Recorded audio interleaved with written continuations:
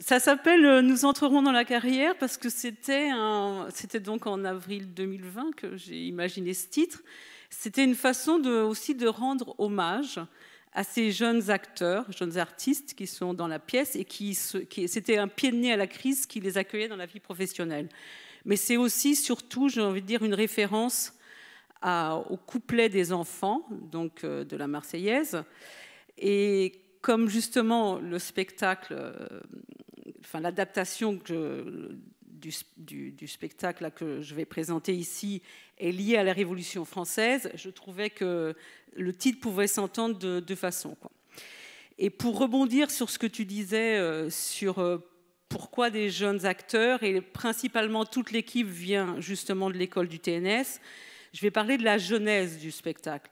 C'est parce que je ne suis pas arrivée en me disant je vais monter, nous entrons dans la carrière à partir de l'adaptation d'Aléro Carpentier. En fait, j'ai commencé par des laboratoires, à peu près pendant 3-4 ans, quoi, avec des jeunes acteurs, des jeunes artistes, qu'on peut dire qui représentent la France dans sa diversité.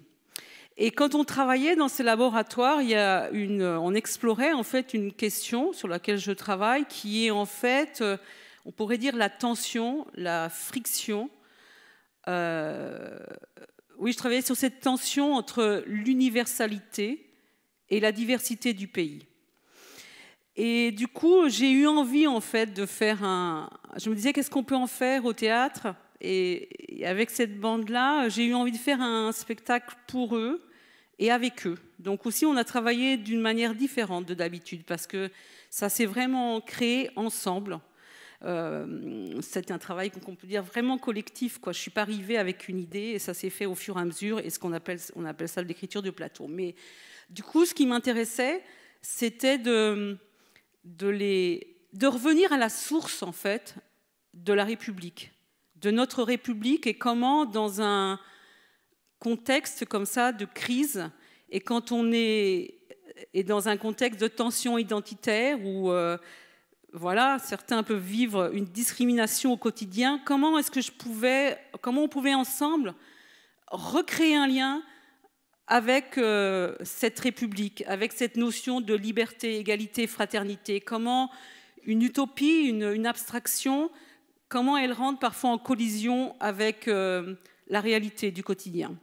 Et donc, la matrice du spectacle, c'est un roman d'Aléro Carpentier qui s'appelle Le siècle des Lumières. C'est écrit dans les années 58 et qui aborde la Révolution française du point de vue des colonies et donc du point de vue des Caraïbes. Et aussi, le point, on va dire, le focus est vraiment une chose incroyable qui a été faite entre 92 et 94, qui a été l'abolition de l'esclavage. Et donc, du coup, je me disais, ce roman, c'était intéressant pour moi de traverser la Révolution française, la création de la Première République, de me focaliser sur 92-94 à partir d'un point de vue d'ailleurs, parce que souvent, on raconte souvent, on va dire, l'histoire du point de vue des vainqueurs, moins du point de vue des vaincus et des minorités.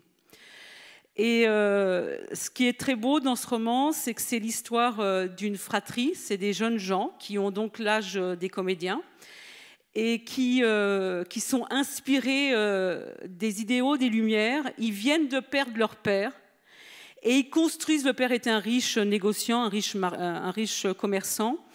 Et dans le magasin du père, en fait, il crée un théâtre de la Révolution. Et dans ce théâtre de la Révolution, on exhume, parce que c'est en même temps l'adaptation que j'en ai faite, on exhume les figures de la Révolution, les figures connues, mais aussi les moins connues. Et notamment, bon, bien sûr, il y a Danton, Robespierre, Desmoulins, mais aussi on a pas mal exhumé des figures de femmes qui ont été, je dirais, essentielles pour qu'il y ait une révolution, qui sont des personnages comme Pauline Léon, Claire Lacombe, Théroigne de Méricourt, Rosalie Julien, mais aussi le premier député noir à la Convention, qui est Jean-Baptiste Bellay, donc qui est venu avec deux autres haïtiens pour demander l'abolition de l'esclavage, l'égalité pour tous. Donc voilà, on exhume dans ce théâtre-là toutes ces figures. Et ce qui est aussi très, je vais dire, plaisant, c'est qu'on suit le parcours de Victor Hugues, qui est donc Victor Hugues, après on l'a surnommé le Robespierre des Antilles, et c'est lui qui va on va dire les galvaniser avec l'esprit de la Révolution.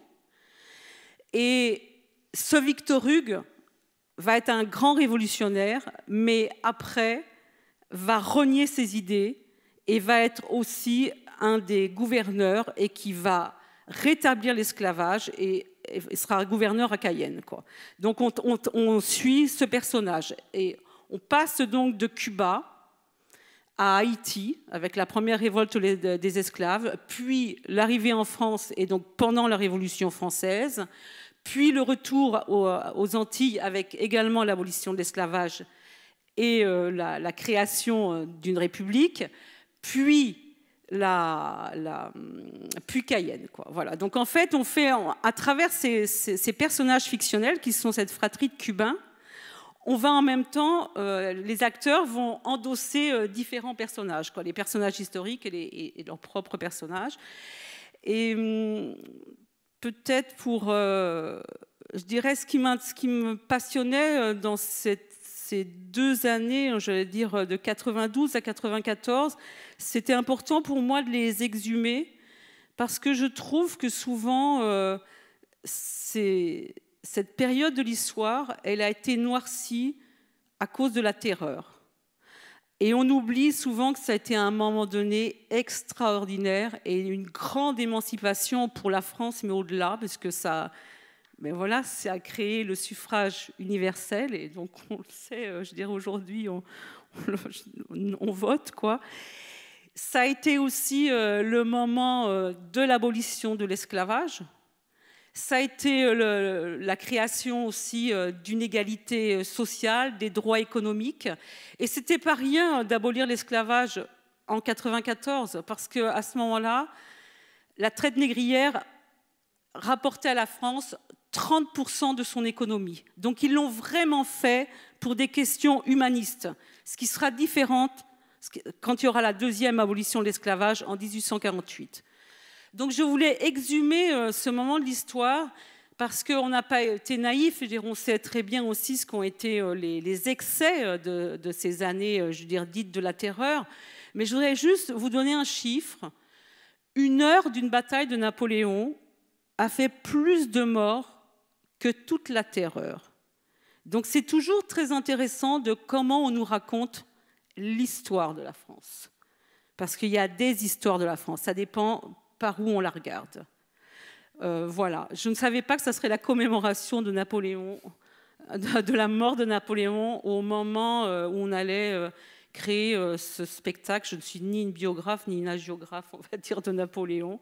Donc voilà, je trouve que c'est intéressant de raconter l'histoire de la France avec d'autres points de vue. Merci. Ah, quand même, il y a une chose à dire. C'est l'équipe.